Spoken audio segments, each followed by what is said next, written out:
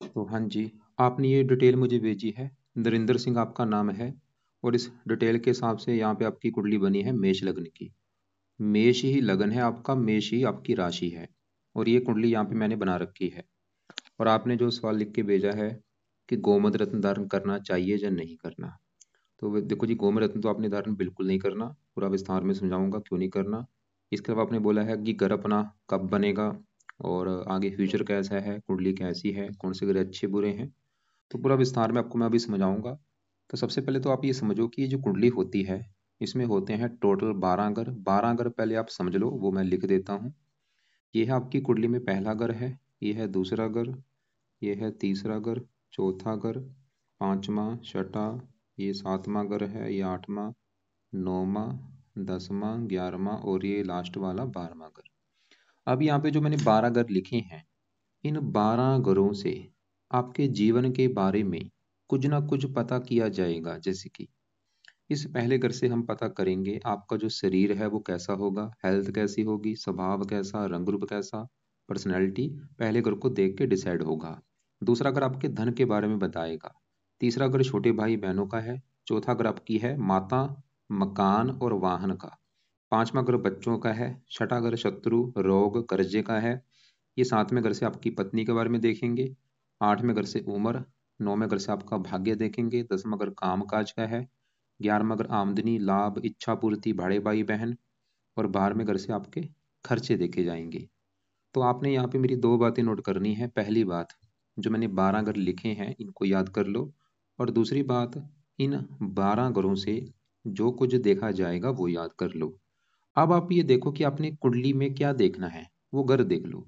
मान लो आपने देखना, अपने बच्चों के बारे में जानना है। अब बच्चों का जो घर है वो पांचवा घर है। पांचवें घर से आपके बच्चे देखेंगे और पांचवें घर में लिखा है पांच। पांच है सिंह राशि, मार्ग इसका बना सूर्य है। तो आपके बच्चों के लिए हमें सूर्य को देखना पड़ेगा। ऐसे ही अगर आपके छोटे भाई बहनों के बारे में जानना है, तीसरा घर होता है छोटे भाई बहनों का और तीसरे घर में नंबर लिखा है 3। 3 है मिथुन राशि, मार्ग इसका बना बुध। तो आपके छोटे भाई बहनों के लिए हमें बुध को देखना पड़ेगा। तो आपको मेरा कहने का मतलब समझ आ चुका है कि जो कुछ देखना है हमें वो घर देखना है और घर का जो मालक बना है वो मालक देखना होता है। अब देखो जी, आपकी जो कुंडली है इसमें ग्रह काफी अच्छे भी हैं और ग्रह आपके खराब भी हैं। अब आपके जो ग्रह अच्छे हैं, आपका मंगल अच्छा है, चंद्रमा अच्छा है, बुध अच्छा है, सूर्य अच्छा है, गुरु भी ठीक है। लेकिन आपके जो ग्रह खराब लगे हैं मुझे, एक तो आपका शुक्र खराब है जो कि 8वें घर में बैठा है। राहु आपको रले मिले फल देगा, खराब फल भी देगा, कुछ अच्छे फल देगा। शनि रले मिले फल देगा, अच्छे बुरे फल देगा, अच्छे फल भी बुरे फल भी देगा। अब ये जो 9 ग्रह हैं, ये 9 ग्रहों का जो असर है वो हमारे जीवन के ऊपर हमेशा रहता है। लेकिन ये अपना असर ज्यादा कब देते हैं, जब इनकी दशा हमारे ऊपर चलती है। अब जो दशा है वो दो प्रकार की होती है। एक तो होती है महादशा, एक अंतरदशा।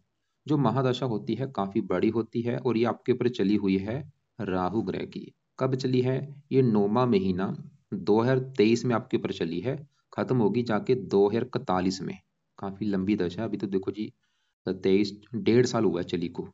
अभी 1.5 साल हुआ है चली को, अब काफी लंबी है। तो हमने क्या देखा कि इन ग्रहों में से आपके ऊपर जो अभी असर है बड़ा, वो है राहु ग्रह का। अब राहु का आपके ऊपर असर है कितना? राहु का असर क्यों है? क्योंकि उसकी है महादशा आपके ऊपर। राहु का जो असर है आपके ऊपर वो है 80%। अभी आपकी अगर 100 में से 80% लाइफ को देखा जाए तो वो 80% आपके साथ अभी जो कुछ भाई हो रहा है राहु की वजह से हो रहा है। जो भी आप मतलब काम कर रहे हैं या खा रहे हैं या पी रहे हैं या सोच रहे हैं, कुछ भी कारण राहु है। और बाकी असर होता है 20% जिसकी होती है अंतर्दशा। अब वो किसकी है? वो भी देखो राहु की है आपके ऊपर। 9वां महीना 23 से चली है और ये 5वां महीना 26 में खत्म होगी अगले साल में।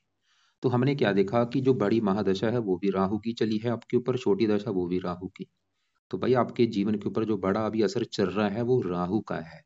अब ये सवाल है कि राहु कुंडली में अच्छा है या बुरा है। अगर तो अच्छा निकला भाई, फिर तो आपके जीवन में करेगा अच्छा ही अच्छा। अगर बुरा निकला, बुरा ही बुरा करेगा। अब सवाल की राहु अच्छा है या बुरा है, तो राहु आपको रले मिले फल देगा, बुरे फल भी देगा, अच्छे फल भी देगा। लेकिन देखो जी, राहु क्या है? एक दानव ग्रह है। इसकी जब भी दशा आती है ये बंदे को बुरे फल जरूर देता है।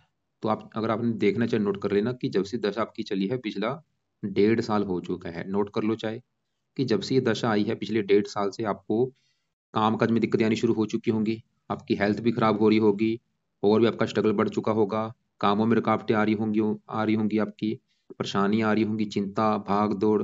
आप चाहे नोट कर लो कि जब से दशा आई है भाई, सच में हाँ, लाइफ में दिक्कतें आ रही हैं, परेशानियाँ आ रही हैं, रुकावटें आ रही हैं, चिंता हो रही है, भाग दौड़ हो रही है, अजीब सा डर लगना, भय लगना, ये ना हो जाए, वो ना हो जाए। आप चाहे नोट कर लेना भाई, क्योंकि राहु ग्रह को अच्छा ग्रह नहीं माना गया, ये दानव ग्रह होता है, ये बुरे फल जरूर देता अपनी दशा में। अब थोड़ा सा विस्तार में जानते, जहाँ राहु आपका बैठा वो है सातवां घर, और सातवां घर है आपकी पत्नी का घर है ये। अगर आपका सवाल आपकी पत्नी को लेके है, ये सातवां घर देखा जाएगा। और आपको मैंने क्या बोला था, जो कुछ देखना है उस घर का मालिक देखना है। अब सातवां घर है पत्नी का घर। अब सातवें घर का जो मालक है, सातवें घर में देखो क्या लिखा है, सात लिखा हुआ है। सात है तुला राशि, इसका जो मालक है वो है ये शुक्र। तो आपकी पत्नी के लिए हमें इस शुक्र ग्रह को देखना पड़ेगा कि शुक्र अच्छा है या बुरा है। और शुक्र के अलावा सातवें घर में आके राहु बैठा है, राहु को भी देखना पड़ेगा। तो पहले राहु की ही बात करेंगे, जिसकी दशा भी है। तो राहु देखो जी, ये जहां बैठता है उस घर की हानि करता है। तो कहाँ बैठा है, पत्नी घर में बैठा है। तो राहु आपको जो सबसे बड़ी दिक्कत अभी देगा ये दशा में, आपको पत्नी को लेकर दिक्कत आएगी, सबसे बड़ी दिक्कत। मैंने ऐसी हजारों कुंडलियां देखी हैं, जब भी राहु साथ में घर में होता है, ऐसे लोगों को विवाह का सुख नहीं मिल पाता।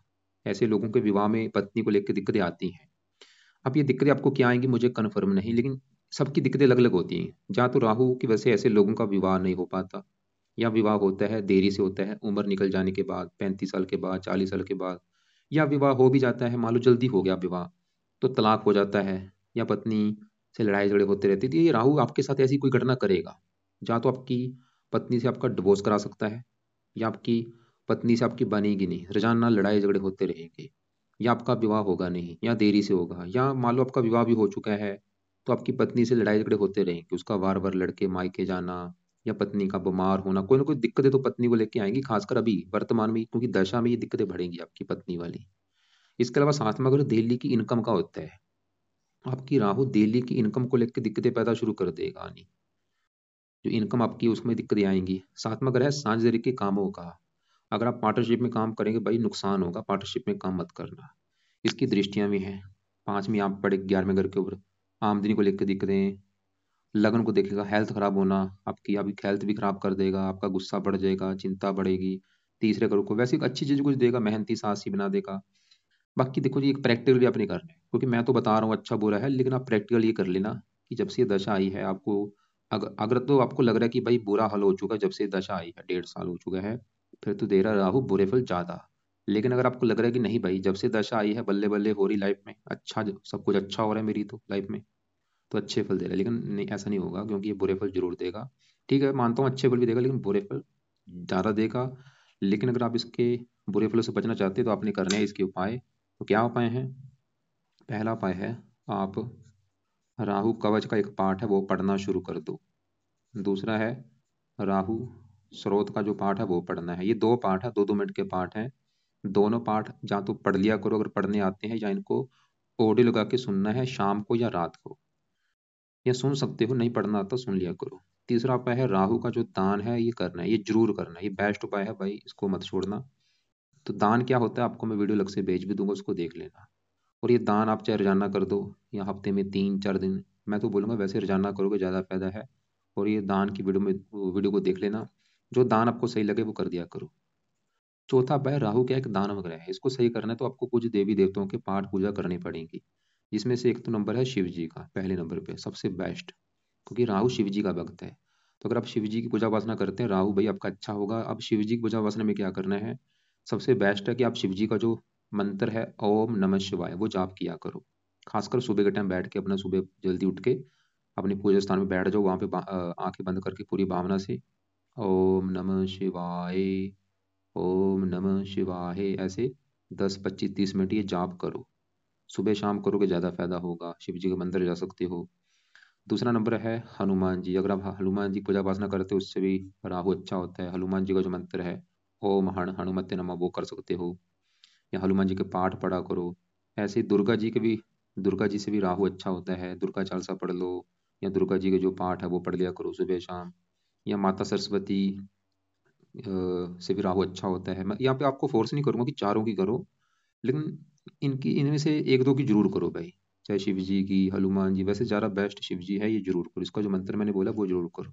खाली ऐसा नहीं कि शिव जी का मंत्र जा रहे हो भाई, वो इतनी बड़ी बात नहीं, मेन है मंत्र आप करना शिव जी का जो मैंने बोला, ओम नमः शिवाय। या हनुमान जी का मंत्र कर लो, बाकी आपकी चॉइस है। वैसे आपने लिख रखा था आप माता जी की पूजा वासना करते हैं, ठीक है, जो आप कर रहे हो वो करो। अब राहु का रंग है नीला, नीले कपड़े कम यूज किया करो।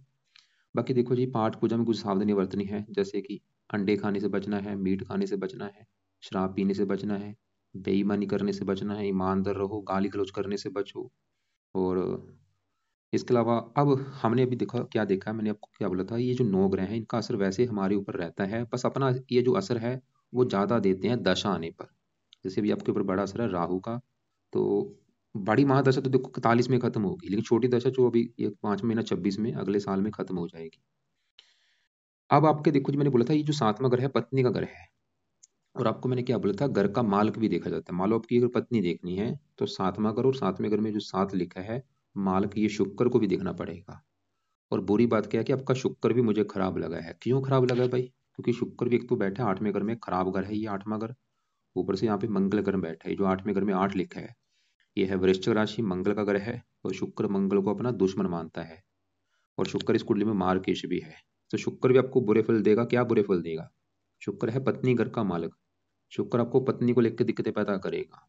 पत्नी वाली दिक्कतें, जैसे कि पत्नी का बीमार होना, या पत्नी से तलाक हो जाना, या पत्नी से प्रेम ना मिलना, शुक्र भी ये दिक्कतें पैदा भाई करेगा पत्नी वाली। और शुक्र इस कुंडली में एक और घर का मालक है, वो है ये दूसरा घर। और ये दूसरा घर मैंने बोला था आपकी कुंडली में है धन का घर। अगर आपके धन के बारे में जानना है, दूसरा घर देखा जाएगा, और फार्मूला वही है, घर का मालक देख लो। दूसरे घर में लिखा है दो, दो है वृष राशि, मालक इसका भी शुक्र बना, तो धन का मालक शुक्र है, और वो बैठा 8वें घर में।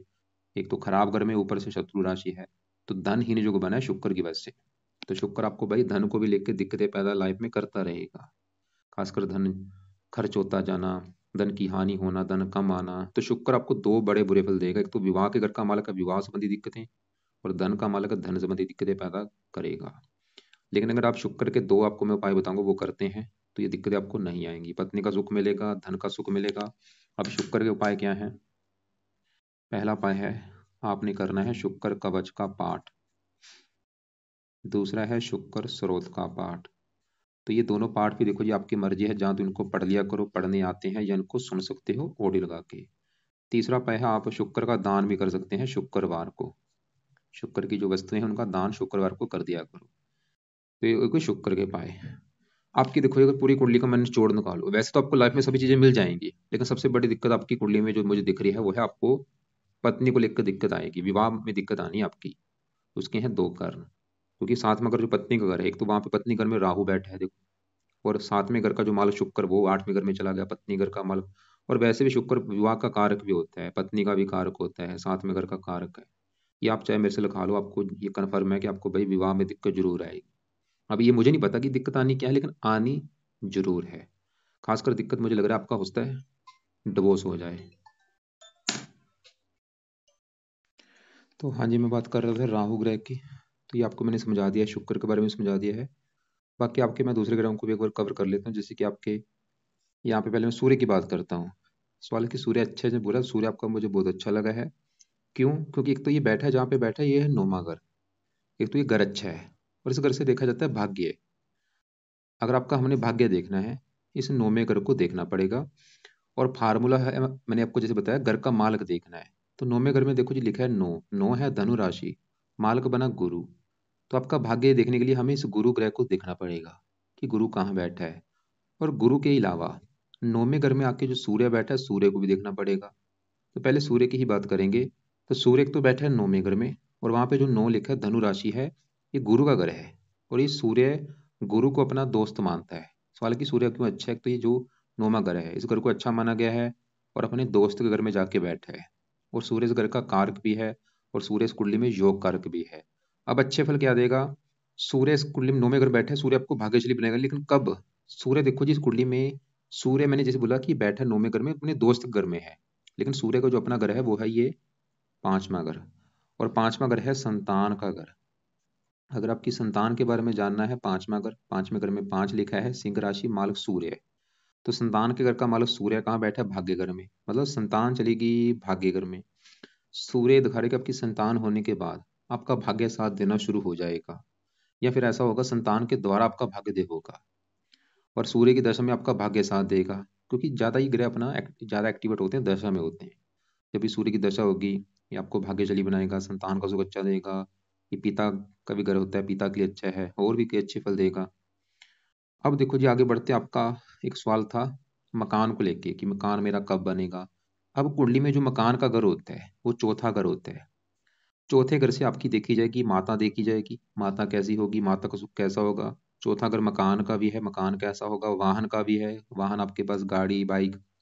चौथा घर जमीन जायदाद नौकर चाकर का भी होता है। और घरेलू सुख, घर का माहौल, काफी चीजें हैं जो हम चौथे घर से देखते हैं। और वही बात फिर आ गई, घर का हमने देखना है मालक। तो चौथे घर में नंबर जो लिखा है चार, चार है कर्क राशि, मालक ये चंद्रमा देखना पड़ेगा। और चंद्रमा के अलावा चौथे घर में आके जो शनि बैठा है, शनि को भी देखना पड़ेगा। तो पहले शनि की बात करते हैं। तो शनि बैठा है चौथे घर में, और घर किसका है? चंद्रमा का। और जो शनि है चंद्रमा को अपना मानता है दुश्मन। तो दुश्मन के घर में आके बैठे तो दुश्मन के घर का क्या करेगा? नुकसान कर देगा। आपको मैं एक एग्जांपल समझाता हूँ। मान लो मेरा घर है, मेरे घर में आया है मेरा कोई दुश्मन। तो दुश्मन मेरे घर में आके क्या करेगा? सीधी सी बात है, वो मेरे घर का नुकसान कर देगा। वो मेरा टीवी तोड़ देगा, फ्रिज तोड़ देगा, फर्नीचर तोड़ देगा, क्योंकि दुश्मन है भाई, दुश्मन घर में आया है घर का नुकसान करेगा। तो वो काम यहाँ पे शनि करेगा। ये चौथे घर में चंद्रमा के घर में बैठा है, तो चौथे घर का नुकसान कर देगा। चौथा घर अब किसका है? चौथा घर है माता का घर। तो चंद्रमा आपको माता संबंधी कोई दिक्कतें पैदा करेगा, या तो माता का बीमार होना, या माता से मनमुटाव होना, या माता को कोई कष्ट होना। चौथा घर मकान का है, शनि आपको मकान को लेकर दिक्कतें पैदा करेगा। ये मकान वाली दिक्कतें क्या होती हैं? जहाँ तो खुद का कोई मकान होता नहीं, या मकान होता है पुराने टाइप का होता है। चौथा घर वाहन का है, वाहन को लेकर दिक्कतें आना। चौथा घर है भूमि जमीन जायदाद, इनको लेकर दिक्कतें आना, इनको लेकर कोई दिक्कतें परेशानियां होना। तो ये शनि की वैसे ये चौथे घर की संबंधी आपको दिक्कतें आएंगी। लेकिन आपको मैंने अभी बोला था चौथे घर में जो चार लिखा है मालक चंद्रमा भी देखना है। और चंद्रमा फिलहाल आपका अच्छा है, क्योंकि पहले घर में बैठा है, घर भी अच्छा है, यहाँ पे मंगल की राशि है। चंद्रमा वैसे ये दिखा रहा है कि आपको फिर भी मकान वन का सुख मिलेगा। लेकिन अगर आपकी दिक्कत आ रही है, माता मकान वाहन जमीन जायदाद को लेकर दिक्कत आ रही है, घर अपना नहीं बन पा रहा, तो इस शनि को सही करो भाई। ये चौथे घर में बैठ के इस घर की हानि कर रहा है। लेकिन ऐसा नहीं कि शनि आपको बिल्कुल बुरे फल देगा। शनि बैठे यहाँ पे चौथे घर में है शत्रु राशि में, लेकिन शनि की इस कुंडली में अपने दो घर हैं। एक तो शनि का घर है ये 10वां घर, और ये 11वां घर। 10वां घर कुंडली में काम का जगह होता है, पिता सरकार मान प्रतिष्ठा। और 10वें घर में नंबर लिखा है 10। 10 मकर राशि, इसका मालक है शनि। तो शनि चौथे घर से 7वीं दृष्टि से अपने घर को देख रहा है। शनि वैसे आपके काम काज के लिए अच्छा है, पिता सरकार मान प्रतिष्ठा इन चीजों के लिए अच्छा है। लेकिन शनि चौथे घर की हानि कर रहा है, माता मकान वाहन संबंधी दिक्कतें जरूर देगा आपको। बाकी देखो जी, अब चौथे घर का में जो चार लिखा मालक मैंने बोला चंद्रमा भी देखना पड़ेगा, और वो बैठा है पहले घर में। ये जो एक लिखा है ये मंगल घर में बैठा है चंद्रमा। और चंद्रमा जो है मंगल को अपना मानता है दोस्त। मतलब आपका चंद्रमा जो है वो अच्छा है। वो फिर भी ये दिखा रहा है कि आपको माता मकान वाहन का सुख मिलेगा जरूर। लेकिन अगर मैं फिर बोलूंगा ये दिक्कत अगर आ रही है वो शनि की वजह से है। अब आपके बढ़ते हैं यहाँ पे 10वें घर में बुध की बात करता हूँ। सवाल है कि बुध कैसा है? बुध भी अच्छा है, क्योंकि जहाँ बैठा है 10वें घर में, एक तो घर अच्छा है, ऊपर से यहाँ पे जो 10 लिखा है शनि घर में बैठा है। और बुध शनि को अपना दोस्त मानता है, तो बुध 10वें घर का अच्छा कर दिया। 10वां घर काम काज पिता सरकार, बुध काम काज के लिए अच्छा है, पिता सरकार मान प्रतिष्ठा के लिए अच्छा है। बाकी आपके 12वें घर में जो गुरु बैठा है वो भी अच्छा है, क्योंकि वैसे घर अच्छा नहीं होता 12वां घर, लेकिन ये गुरु, ये जो 12वें घर में 12 लिखा है ये गुरु का अपना ही घर है। यहाँ पे फिर मैं आपको एग्जाम्पल समझाता हूँ।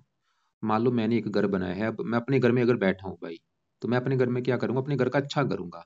मैं अपने घर की संभाल रखूंगा, सफाई रखूंगा, रक्षा करूंगा।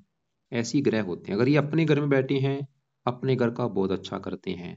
अपने दोस्त के घर में चले जाएं, वहां पे भी अच्छे करेंगे, क्योंकि दोस्त है घर, दोस्त का घर है, वहां पे मेहमान बन के गए हैं, तो वहां पे भी अच्छा करेंगे। जैसे यहाँ पे सूर्य अपने दोस्त के घर में आके बैठा है।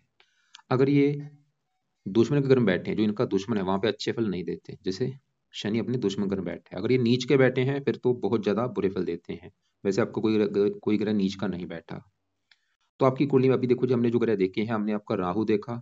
राहु वैसे यहाँ पे 7वें घर में शुक्र ग्रह में बैठा है, शुक्र को अपना दोस्त मानता है। लेकिन देखो जी, राहु एक दानव ग्रह है।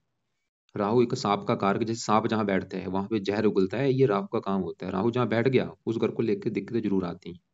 और आप चाहे प्रैक्टिकल कर भी लेना, जैसे मैंने बोला ये पत्नी घर है, पत्नी वाली कोई ना कोई दिक्कत आपको आ रही होंगी। और 7वें घर का माल शुक्र वो भी 8वें घर में बैठा है, क्योंकि 8वां घर जो है इस घर से बीमारी देखी जाती है, मृत्यु कष्ट देखा जाता है, लंबी बीमारी, दुर्घटना, आयु, मृत्यु देखी जाती है। ये खराब चीजें सिर्फ 8वें घर से देखते हैं। तो आपका हमने राहु देखा, शुक्र देखा, सूर्य देख चुके हैं, बुध भी ठीक है, शनि देखा, वो चौथे घर के लिए अच्छा नहीं है, बाकी काम काज के लिए अच्छा है। चंद्रमा देखा। अब दूसरे घर में आपके मंगल की बात करूँ, ये भी अच्छा है। मंगल आपके दूसरे घर में बैठा है धन के घर में। वैसे तो यहाँ पे शुक्र की राशि है, शत्रु राशि, लेकिन मंगल क्या है, इस पूरी कुंडली का मालक है, लग्नेश है। लग्नेश हमेशा अच्छा फल देता है, योग कारक है। और ये धन घर में बैठा मंगल फिर भी आपको धन देता रहेगा, धन का सुख अच्छा, परिवार के लिए अच्छा है, वाणी अच्छी। पहले घर में जो केतु है, यहाँ पे एक दोष भी बना है थोड़ा सा, केतु चंद्रमा की वजह से थोड़ा सा ग्रहण दोष बनते हैं, थोड़ा आपको मानसिक चिंता भी होगी, हेल्थ खराब होना, लाइफ में स्ट्रगल करना पड़ेगा, दिक्कतें परेशानी जरूर आएंगी लाइफ में। तो कुल मिला के देखो जी, यहाँ पे वैसे बताने को काफ़ी चीज़ें हैं, लेकिन मेन आपका जो अभी जरूरी है वो है एक तो राहु के उपाय, क्योंकि उसका आपके ऊपर बड़ा असर है, उसी की महादशा है, उसी की अंतरदशा है। और राहु की वैसे भी दशा जो है वो अच्छी नहीं जाती, क्योंकि खाली मैं आपकी बात नहीं कर रहा, मैं जितनी भी कुंडलियाँ बनाता हूँ, मेरे पास सबसे ज़्यादा जो क्लाइंट आते हैं वो राहु की दशा वाले होते हैं, बहुत ज़्यादा क्लाइंट राहु की दशा वाले आते हैं। अगर मान लो मैं 10 कुंडलियाँ रोज बना रहा हूँ, तो 10 में से मेरे पास अगर 8 कुंडलियाँ आएंगी उनके ऊपर राहु की दशा होगी। तो मैंने अभी क्या बोला, सबसे ज़्यादा जो क्लाइंट आते हैं राहु की दशा वाले होते हैं। क्यों? क्योंकि जैसे ये जो ग्रह हैं, ये कुछ ग्रह देवता हैं, कुछ दानव हैं। जैसे गुरु एक देवता है, बुध देवता है, सूर्य देवता है, चंद्रमा देवता है, मंगल देवता है, लेकिन राहु क्या है, ये दानव ग्रह है, इसकी वजह से ये कष्ट देता है। तो राहु का आपके उपाय बहुत जरूरी हैं। और बाकी जो उपाय हैं वो शुक्र के मैंने बोले हैं, क्योंकि वो भी आपका सही नहीं लगा, 8वें घर में बैठा है, और शुक्र की वजह से जो दिक्कत आ रही है वो धन संबंधी दिक्कत आएगी आपकी। अगर आपकी लाइफ में धन को लेकर दिक्कतें आ रही हैं, धन आपकी लाइफ में पूरी तरह से आप जोड़ नहीं पा रहे हैं, धन खर्च हो रहा है, धन की हानि हो रही है, कारण शुक्र भी है। और शुक्र आपको पत्नी वाली भी दिक्कतें देगा। इसके अलावा शुक्र 8वें घर में बैठ के कई बार गुप्त रोग भी देता है, गुप्त अंगों से रिलेटेड कोई गुप्त रोग भी होता है, जैसे कोई पेशाब में दिक्कत आना, या वीर्य दिक्कत आना, लिंग हो गया, अंडकोश हो गया, बवासीर होना, ऐसा कोई ना कोई गुप्त रोग भी होता है लाइफ में, खासकर शुक्र की दशा में होने का ज़्यादा योग है। तो राहु के उपाय जरूरी हैं, साथ में शुक्र के। और एक उपाय आपने करने हैं शनि ग्रह के। क्यों? क्योंकि आपका जो सवाल भी था, सवाल क्या है, घर भाई कब बनेगा मेरा। तो मैं बोलूंगा, अगर आपने शनि को सही कर लिया, या शनि के उपाय शुरू कर दिए, आपकी जो दिक्कत आ रही है घर वाली, ये दूर हो जाएगी। क्योंकि शनि चौथे घर में बैठ के आपके घर की हानि कर रहा है, जो आपका मकान है, चौथा घर देखा जाता है मकान के लिए। और वैसे भी शनि के उपाय आपके वैसे भी जरूरी हैं। क्यों जरूरी हैं? क्योंकि भाई आपके ऊपर देखो, शनि की 7.5 शुरू होने वाली है। कब शुरू होगी? अगले महीने में शुरू होनी है, मार्च में। ये मार्च 25 में, यानी कि अभी जैसे फरवरी चल रहा है, तो अगला महीना मार्च जो आएगा, मार्च में ये शुरू होगी, 28 मार्च में शुरू होगी, 28 मार्च में ये शुरू हो जाएगी आपकी। और 7.5 साल की 7.5 होती है। तो अगर आप, क्योंकि 7.5 किसकी होती है? शनि की होती है। तो अगर आप शनि के उपाय करते हैं, जो पहला फायदा ये होगा कि आपकी जो 7.5 आने वाली है वो आपको बुरा फल नहीं देगी, अच्छी जाएगी। दूसरा फायदा ये होगा कि शनि आपके जो चौथे घर की हानि कर रहा है, जो आपको मकान बनाने में दिक्कत आ रही है, वो दिक्कत नहीं आएगी। और भी आपकी अगर कोई प्रॉपर्टी को लेकर दिक्कत आ रही है, जमीन जायदाद, नौकर चाकर, वो भी दिक्कत नहीं आएगी। तो शनि के उपाय में से पहला उपाय है, आप अगर आपके घर के आसपास शनि मंदिर है तो आप वहाँ पे जाना शुरू कर दो, खासकर शनिवार को। दूसरा उपाय है, आप रात के समय शनि चालीसा का पाठ पढ़ा करो, या इसको सुनना शुरू कर दो। तो ये दो उपाय हैं आप कर सकते हैं। और एक तीसरा उपाय भी कर सकते हैं, शनि का दान कर दिया करो शनिवार को खासकर। और ये दान क्या है, आपको मैं वीडियो अलग से भेज दूंगा। आपको देखो जी, मैंने एक तो राहु का दान बोला है, और ये दान राहु का कोशिश करो और जानना कर दो, या हफ्ते में 3-4 दिन कर दिया करो। शुक्र का दान आपने शुक्रवार को करना है, और शनि का दान शनिवार को कर दिया करो खासकर। और राहु का जो रंग है नीला है, नीले कपड़े कम यूज करो, काले कपड़े भी कम यूज किया करो, बाकी सभी कपड़े आप पहन सकते हो। और बाकी गोवंद बिल्कुल धारण नहीं करना, क्योंकि रतन क्या करता है, पावर बढ़ाता है। जैसे आपने मान लो गोवंद धारण कर लिया, ये राहु 25 डिग्री का, इसकी पावर भाई बढ़ जाएगी, प्लस हो जाएगी पावर। लेकिन हमने इसकी पावर जो 25, इसको माइनस करना है, जीरो करना है। और ये पावर माइनस कैसे होगी? दान करने से। दान क्या करता है, पावर इसकी कम कर देगा, उसको शांत कर देगा। ऐसे शनि का दान करोगे वो भी शांत होगा, और शुक्र का दान करो वो भी शांत होगा। बाकी उम्मीद करता हूँ आपको जो मैंने समझाया समझ आ चुका होगा। बाकी मैं फिर बोलूंगा, कुंडली में बस वैसे तो आपको लाइफ में सभी चीजें मिल जाएंगी, बस दिक्कत जो मुझे लग रहा है कि आपको मैरिज लाइफ में भाई दिक्कत जरूर आने के बड़े योग दिख रहे हैं कुंडली में। क्योंकि पत्नी घर में एक तो राहु बैठा है, और पत्नी घर का माल शुक्र वो 8वें घर में है। लेकिन यहाँ पे डिसाइड होता है, वैसे पत्नी कुंडली भी देखनी पड़ती है कि उसकी कुंडली में सातवां घर कैसा है, सातवें घर में कैसे ग्रह बैठे हैं, दोनों कुंडली देखनी पड़ती है। तो आपका जो क्योंकि आपने बस यही बोला था, एक तो बोला था कि भाई घर कब मेरा बनेगा, क्योंकि मैंने बोला चौथे घर में जब भी शनि होता है ऐसे लोगों को घर बनाने में काफ़ी दिक्कतें आती हैं, या पुराने टाइप का घर होता है उसी को मरम्मत करके रहना पड़ता है। और तो इसे शनि के उपाय आप करो, ये आप इसकी वजह से आपकी जो दिक्कत आ रही है वो दूर हो जाएगी। इसके अलावा आपने बोला है पैसे फंसे हुए हैं मेरे, क्योंकि अभी राहु की दशा में आपकी देखो ये दिक्कतें कहीं पैदा करेगा, हजारों दिक्कतें आएंगी इसकी दशा में। आपके कामों में रुकावटें बहुत ज़्यादा आएंगी, मतलब आपका कोई भी जो काम आप अभी करोगे वो आसानी से आपका काम सिरे चढ़ेगा नहीं, बहुत ज़्यादा आपको प्रयास कर करके वो काम आपका सिरे चढ़ेगा। और अभी कोशिश करना भाई इसके इसमें कोई काम ऐसा कोई बिजनेस शुरू मत करना अभी, 1-2 साल तक तो बिजनेस शुरू मत करो, क्योंकि आपका पैसा अगर लगा दिया कहीं बिजनेस में आपका पैसा डूब जाएगा, फंस जाएगा पैसा। किसी को पैसे उधार मत देना, फालतू में लोगों से लड़ाई झगड़े मत करो, प्यार से बोलो, फालतू में घूमने फिरने से बचो। और ज़्यादा से ज़्यादा समय अपना सुबह शाम अपना मंदिर में जाओ, जो आपका धर्म है उस धर्म को फॉलो करो, कर्म अच्छे करो, ईमानदार रहो, बेईमानी मत करना, क्योंकि इसमें अगर आप बेईमानी करेंगे आपके फंसने के जो ज़्यादा है।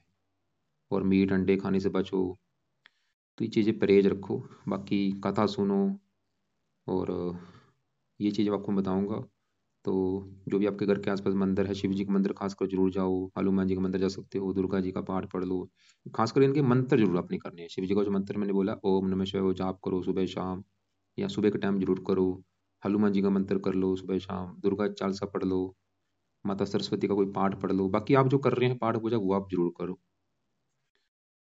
अभी भी अगर आपको लग रहा है कि अभी भी आपने कुछ पूछना है मेरे से, कोई बात आपको मेरी समझ नहीं लगी, तो आप जहाँ तो मुझे व्हाट्सएप पे अपना सवाल लिख के भेज देना, या कॉल करके मुझे पूछ लेना। कॉल आप मुझे दोपहर के बाद कर लेना,